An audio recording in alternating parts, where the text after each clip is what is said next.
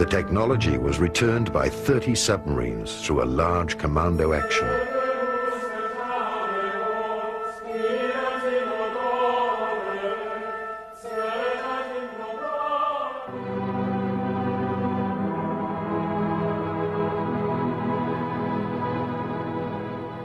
What do we know about Operation High Jump, about Admiral Byrd's expedition in the autumn of 46, the early spring of 47, to the South Pole?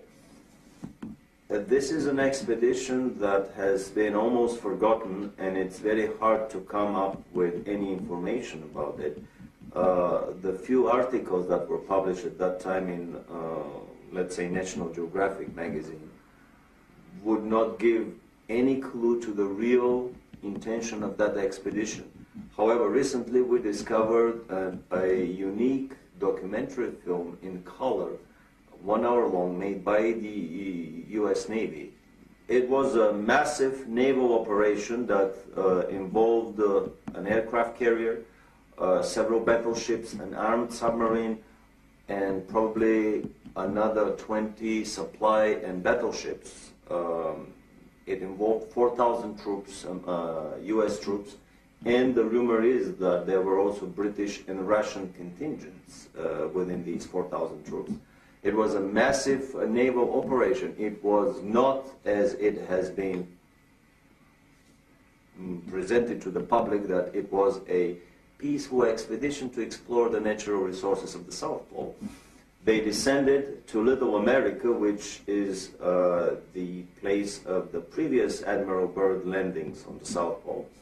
And then they started a massive overflight over the whole area of the South Pole. What was it that Admiral Byrd found on the South Pole? Incredibly enough, in an official American Navy documentary film, we found footage of what Admiral Byrd found on the South Pole. He found giant freshwater, never freezing lakes with areas around them that were free of any snow. And in that film we show footage of the Navy planes landing in these lakes. But even more so, he found, to his amazement, that his planes were disappearing very quickly. A lot of them crashed into invisible barriers and disintegrated in mid-flight. This is an indication that the Germans had already perfected the force field shields, and they were up and operational around the German colony at Neuschwabenland. When he was retreating, basically the whole operation lasted for 1 week. They started at the end of February 47, and by the first week of March they were through with the whole operation, and much earlier than scheduled, and they departed.